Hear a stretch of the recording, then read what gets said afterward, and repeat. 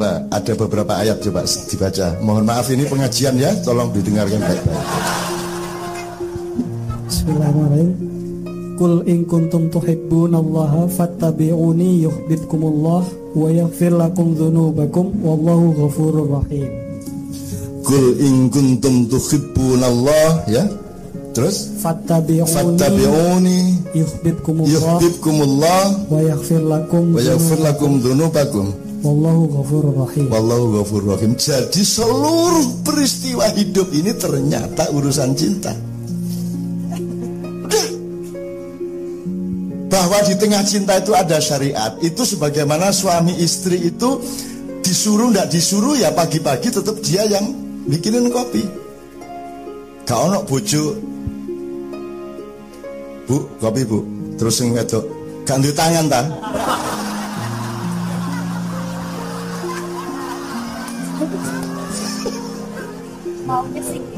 Wis tuwek nyumet kompor gak iso. Sebenarnya syariat tidak perlu diwajibkan kalau karena cinta. Syariat itu jalan dengan sendirinya, benar nggak? Maka dasarnya Allah itu segala sesuatu itu kan bukan kalau memang engkau taat kepadaku, enggak. Kalau memang engkau cinta kepadaku, kata Allah, ikutilah dia, ikutilah Muhammad, bukan taatilah Muhammad. Beda loh mas, ketaatan sama melok. Makanya Ustadz Yasin zaman dulu di Pasuruan sering mengeluh dan menangis di pengajian, katanya iki semua memuji Muhammad, buku-buku mengenai Muhammad tebal-tebal di mana-mana, semua bersolawat. Aku takon, kata Ustadz Yasin, kon niku ngelem-ngelem nabiku, dia bilang, kon niku melok tagak. Kamu itu ikut apa enggak? Ngelem tok gak melok-melok. Ngerokok selawatan tapi gak gelem melok. Tidak mau ikut berjuang, tidak mau ikut loro-lopo, tidak mau ikut berjerih payah, berkeringat. Gitu loh. Jadi nomor satu fattabi'uni, dan itu landasannya adalah in kuntum tuhibbunallah. Di terjemahan bahasa Indonesia itu sedikit tidak dipercaya oleh penerjemahnya bahwa itu masalah cinta. Coba apa terjemahannya? Kalau untuk yang ayat ini mencintai, cuman memang di beberapa ayat ada dalam kurungnya enggak? Benar-benar. Lah iya, ngapa dikai dalam kurung benar-benar? Emang ada cinta yang enggak benar-benar? Kan enggak benar-benar bukan cinta piye to wong iki? Piye to iki?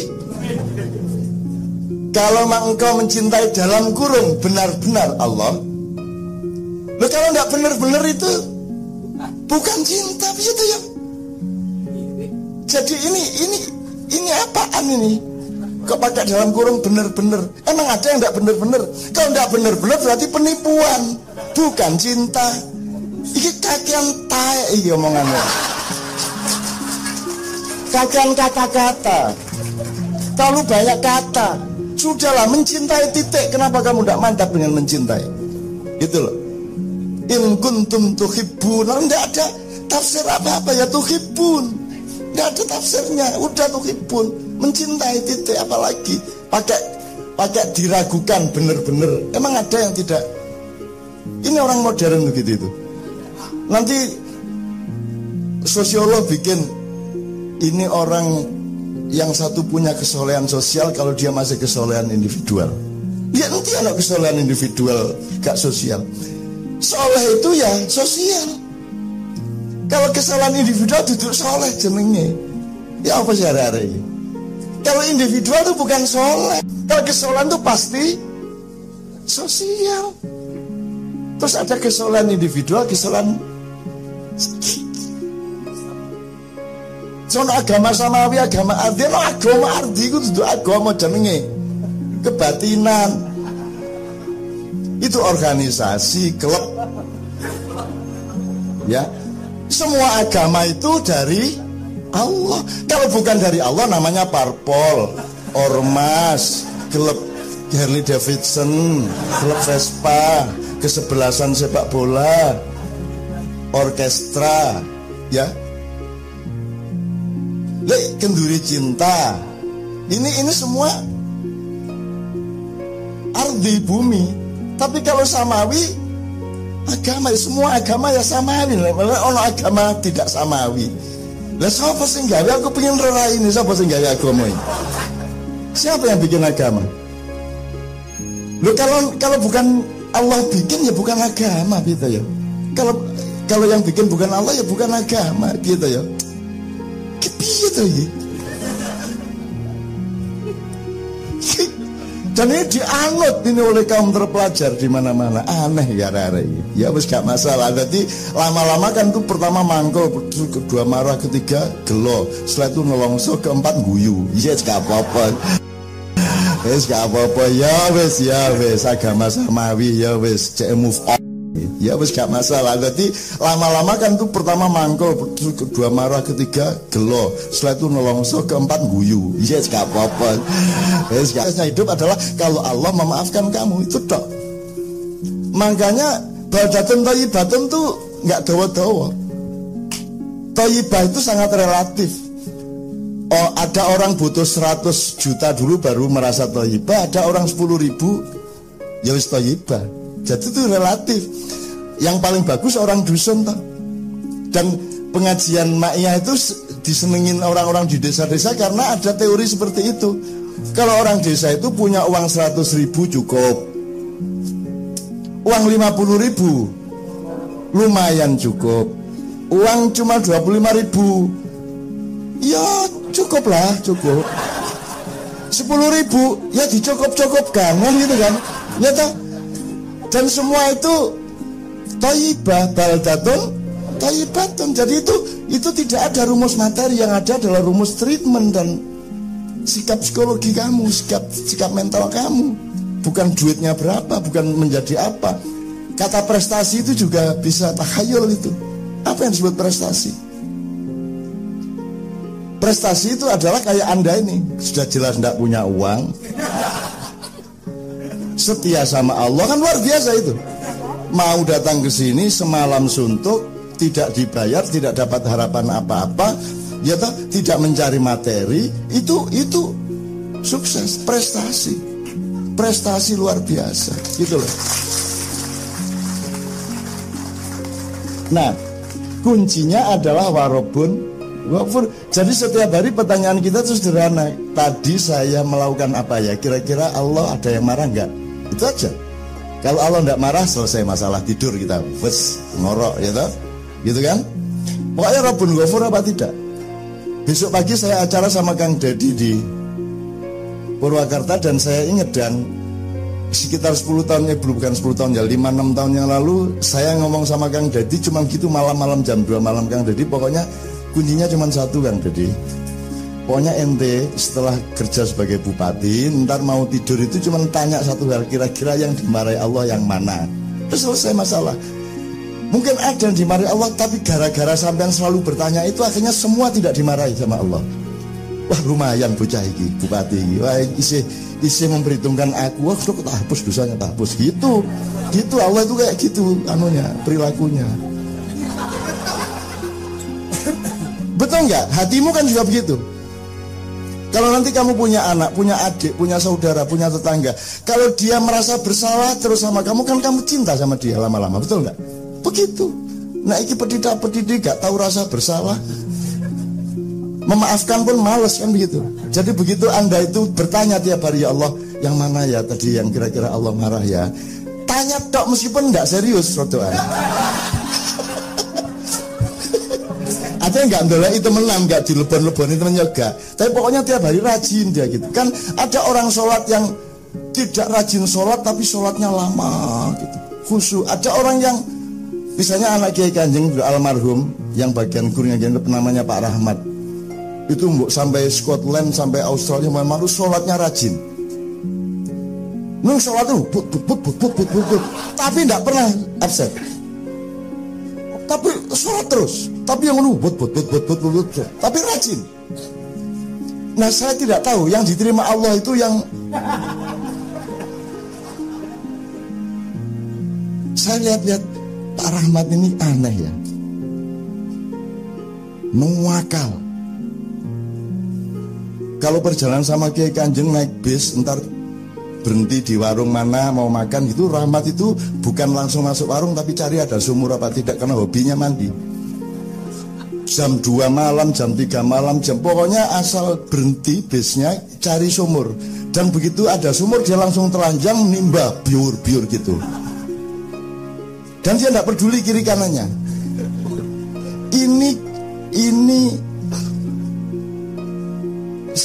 Ini orang nggak punya budi pekerti apa orang polos ini? Dia nggak masalah dilihat orang gitu. Meskipun ya sapa sing gelem delok raimu kaya ngono kuwi. Ayo mesti jijik no, ya toh. Kan gitu. Jadi dia di Australia, kita perjalanan darat dari Melbourne ke Canberra, itu terus kita berhenti di sebuah lapangan untuk berhenti makan nasi bungkus. Dia langsung lari cari danau, bayur. Waduh, kan dingin banget mas. Muda deh. Wah. Jadi ternyata mas sama manusia itu jangan suudzon. Kadang-kadang apa yang kita pikir itu kurang ajar, itu sebenarnya kepolosan. Coba diingat-ingat ya, kalau rumusnya Allah kan asa antukrihu syai'an wa khairul lakum wa asa antuhibbu syai'an wa syarrul lakum. Ini rumus dasar kehidupan, jadi rendah hatilah. Kata Allah, apa yang kamu benci, yang kamu tidak sukai, mungkin itu yang baik bagimu. Dan apa yang kamu sukai, mungkin itu yang berbahaya atau yang jelek bagimu. Ini terus-menerus berlaku. Nah sekarang gini, Anda ngerti bedanya hemat sama pelit? Itu jelas bedanya atau tipis? Hemat dan pelit, tipis toh? Oke. Imannya teguh dan keras kepala, yang mana?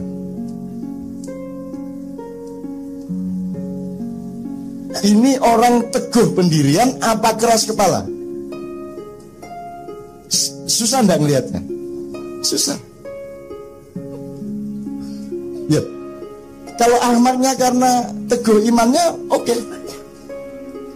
Tapi orang yang tidak suka sama dia akan bilang dia keras kepala. Orang yang suka sama dia akan bilang dia teguh pendirian. Betul enggak? Nah makanya hati-hati dalam hidup ini. Pokoknya jangan menilai orang. Yang penting kita rendah hati terus satu sama lain. Apa mana mas? Hemat, pelit, rendah hati, keras kepala. Teguh pendirian, keras kepala, apalagi? Waspada dan penakut. Deket kan mas? Sorry aku. Kita harus waspada. Jadi kawani. Jadi kawani area lah. Aja nih kan kawani ngomong waspada. Kita sering terlibat di situ dan kita sering ingin menyelamatkan diri di dalam topeng yang baik. Sesungguhnya kita penakut, kita sembunyi di dalam waspada.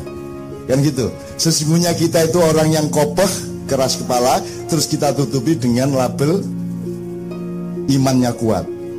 Kan gitu. Nah, ini tiap hari loh mas terjadi. Dan ini kalau Anda baca berita koran, berita di copy paste di WA dan seterusnya, Anda tolong jangan tidak ingat ini tadi. Rumus itu tadi. Udah jangan gampang, pokoknya jangan terlalu gampang terseret apapun.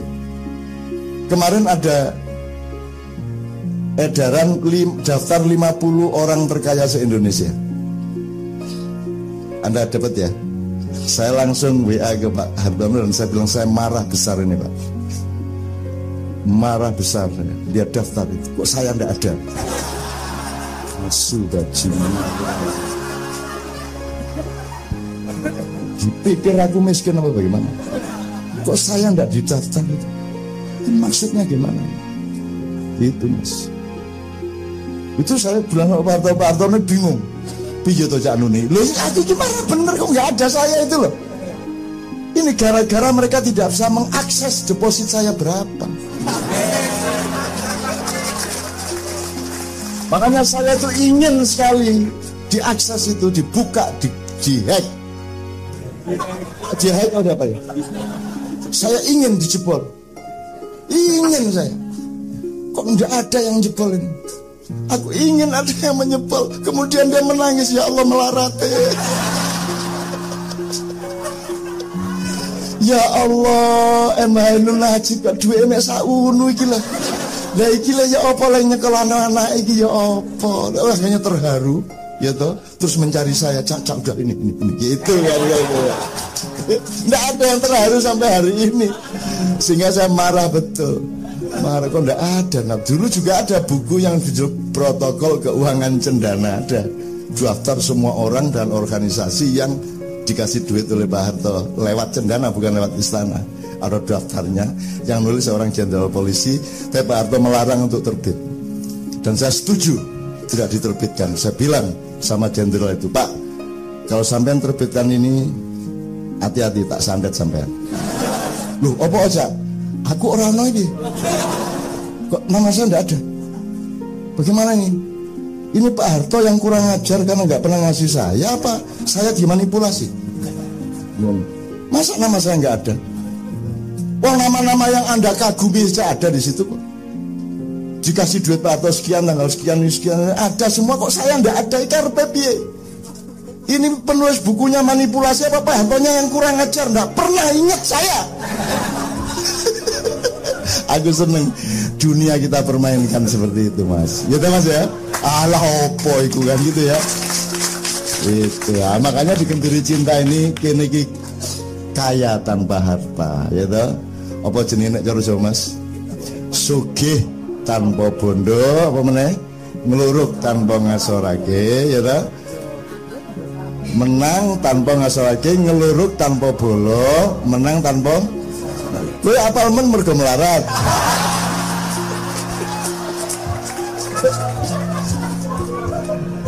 Nek mangan nek sugih tanpa bondo ya alhamdulillah, nek mangan tanpa sego ya mesake. Ayo mesake tenan kowe. Alah. Mangan tanpa sego ya mesake tenan. Akhirnya meng lewat di depan restoran tuh kan. Cuman punya teri 3 itu kriuk-kriuk, terus nasinya imajinasi. Oke Mas sekalian, udah jelas ya rumusnya. Masih ada ayat lagi, coba dibaca satu lagi Mas Wami. Ada banyak sekali ternyata. Begitu perlu nanti itu tadi sudah cukup sebenarnya, tapi yang lainnya tetap didokumentasi ya. Jangan lupa bahwa seluruh syariat Allah itu dasarnya karena cinta. Allah menciptakan Nur Muhammad. Kemudian karena cintanya kepada Nur Muhammad, maka Allah menciptakan semua yang lain termasuk kita dan alam semesta. Kalau tidak karena cinta itu dia tidak menciptakan. Laulaka ya Muhammad dan akhluka hadzal aflak. Kalau tidak karena cintaku kepada Muhammad, aku tidak akan menciptakan semua yang lain. Gitu. Jadi dasarnya cinta.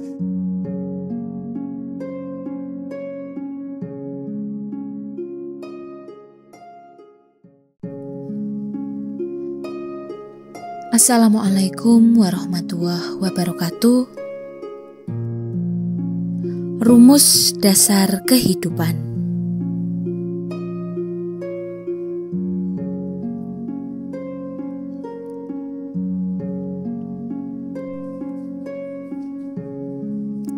Manusia mengalami kesadaran nafas dan gerak yang berlaku saat ini.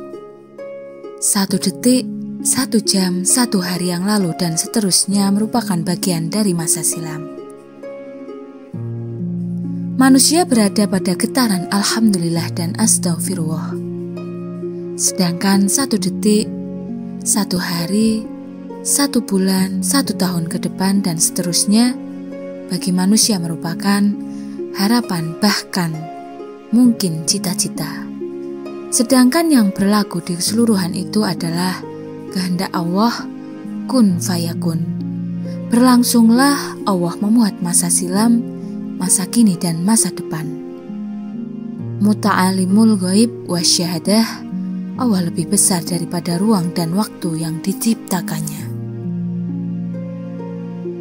Manusia hanya mampu pada nada dasar muhasabah, simulasi, pertimbangan, berjuang, berusaha, waspada serta menyadarkan harapan kepada Allah karena urip ming muga-muga hanya semoga hanggayuh kasampunaning urip mudis jatining becik dan ihtinas syiratal mustaqim.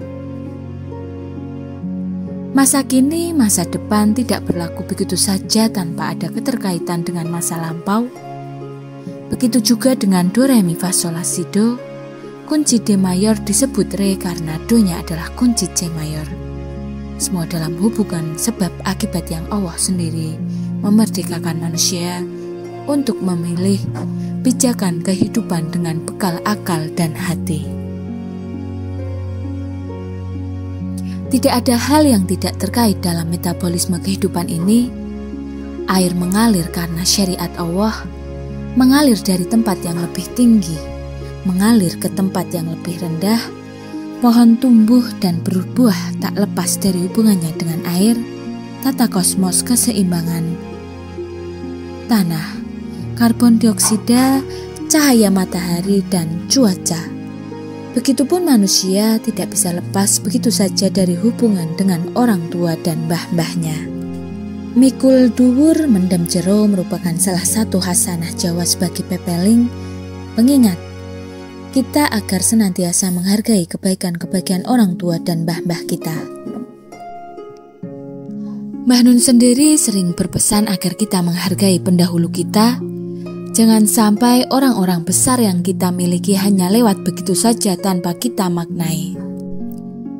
Kisah hidup 14 Januari 2018. Kakek saya dipanggil oleh Allah menuju ke tahap kehidupan selanjutnya setelah hampir 85 tahun menjalani kehidupan di dunia. Selain ibu dan ayah, bagi saya beliau merupakan seorang pahlawan yang sangat berpengaruh dalam sejarah hidup saya. Kedua orang tua saya berhijrah keluar kota ketika saya dan adik kandung saya masih duduk di bangku SMP. Ketika itu, kakek sayalah yang mengasuh, membimbing, merawat, dan memperhatikan tumbuh kembang kami hingga kami lulus sekolah hingga mulai bekerja. Saya merasakan bahwa semasa hidupnya di dunia, beliau adalah seseorang yang mampu berada di beberapa nada dasar kehidupan. Beliau adalah kekasih Allah yang diberi fadilah dalam membimbing anak cucunya dengan kesabaran. Bil hikmah, kebijaksanaan. Bagi saya pribadi, beliau bukan hanya sebagai seorang kakek, namun juga sosok yang mampu berada pada koordinat posisi sebagai ayah, ibu, bahkan guru. Nada do dalam hidupnya mampu dikunci C, D, E, F maupun G. Selain perannya dalam keluarga, beliau juga mempunyai riwayat sebagai pelatih sepak bola dan perintis berdirinya SMK di desa saya. Seorang gitaris tidak serta-merta memainkan nada dasar dengan kunci gitarnya tanpa memperhatikan suara vokalisnya terlebih dahulu. Jika do-nya penyanyi adalah C, tapi gitaris pengiringnya memainkan do-nya pada E, mungkin seorang penyanyi akan kesulitan ketika bernyanyi di nada-nada tertentu. Begitupun juga hubungan antara karyawan dengan perusahaan, pemerintah dengan rakyat, dan sebaliknya.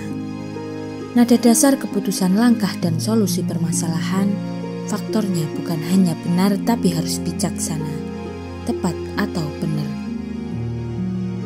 Ketika seseorang menjadi pejabat pemerintah, nada dasar dan orientasinya bukan hanya sanak keluarganya, melainkan pada seluruh rakyat dan alam semesta. Si A dan si B menjabat menjadi kepala desa di daerahnya masing-masing. Keduanya berposisi sama menjadi kepala desa, namun bisa dikatakan berbeda ketika si A tujuannya menjadi kepala desa adalah mengabdi kepada rakyat dan si B tujuannya adalah karir atau profesi. Si Y dan si Z menjabat menjadi anggota DPRD di Komisi C yang kemudian menjalankan proyek pembangunan jalan. Teriakan atau yel-yelnya di panggung masyarakat yaitu untuk rakyat. Si Y menjalankan proyek itu dengan tujuan dan harapan agar masyarakat mudah menjangkau tujuan dengan akses jalan yang dibangun. Namun berbeda lagi dengan si Z ketika menjalankan proyek tersebut dengan harapan agar mendapatkan sempalan dana proyek. Indonesia kaya akan budaya, keberagaman, tambang, kualitas tanah, komponen laut seperti halnya ketika Pak Ion Kuswoyo menyanyikan bagian lirik lagu Kail dan Jala cukup menghidupmu, tiada badai, tiada topan kau temui. Ikan dan udang menghampiri dirimu. Nada dasar pijakan Indonesia sudah tepat ketika mensyukuri apa yang dianugerahkan Allah terhadap Indonesia. Do Indonesia sudah benar ketika percaya diri sebagai dirinya. Garuda terbang sebagai Garuda, bukan sebagai emprit. Indonesia adalah negara besar, toh Indonesia tidak akan membesari, sombong, mentakaburi, dan meremehkan negara yang lain. Mbah Nun sering menyampaikan bahwa bangsa ini adalah pemangku sekaligus pengayom. Namun negara besar dan kaya yang dianugerahkan Allah terhadap Indonesia bisa kurang berarti ketika acuannya bukan sebagai Garuda itu sendiri, ketidakpercayaan diri sebagai dirinya, mudah mengadopsi mindset luar negeri yang membuat Garuda tersebut salah terkam. Berkapasitas kemampuan bermain futsal namun mengikuti pertandingan sepak bola, atau justru ahli bermain tenis lapangan namun malah mengikuti pertandingan tenis meja. Burung apapun jenisnya tidak akan memakan sesuatu melebihi kapasitas temboloknya, walaupun makanan itu ialah makanan yang paling ia sukai. Banyak burung pentat sangat suka memakan jangkrik, namun jika ia rasa cukup, pentat itu tidak akan memakan jangkrik yang lainnya. Bahkan ketika induk pentat tersebut mempunyai anak, ia akan lebih mengutamakan konsumsi anaknya dengan meloloh daripada kepentingan rasa cukup dan pada kapasitas tembolok induk pentat itu sendiri. Suatu ketika, almarhum kakek saya pernah membawa satu bingkisan berisi ayam bakar, kemudian diberikan kepada saya. Tentu saya pun menerima dengan senang hati. Beberapa saat kemudian, saya pun mencoba menawarkan kembali bingkisan itu kepada beliau.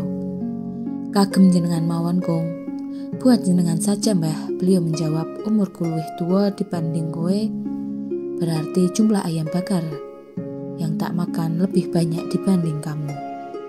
Umur saya lebih tua dibanding kamu, berarti jumlah ayam bakar yang saya makan lebih banyak daripada kamu yang masih muda. Dialog tersebut terjadi kira-kira 10 tahun yang lalu.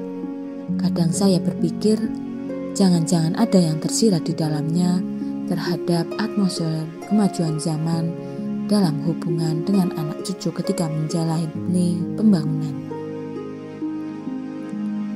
Misalnya terhadap simulasi masa depan terhadap anak cucu kita mengenai dampak pembangunan.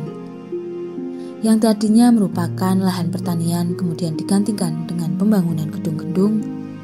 Yang di sisi lain, anak cucu kita juga membutuhkan lahan bercocok tanam, namun jumlah populasi penduduknya semakin bertambah. Sudah tepatkah do kita dalam berkehidupan berbangsa? Sudah bijaksanakah nada dasar yang kita jalankan terhadap daya dan kemampuan seluruh komponen bangsa?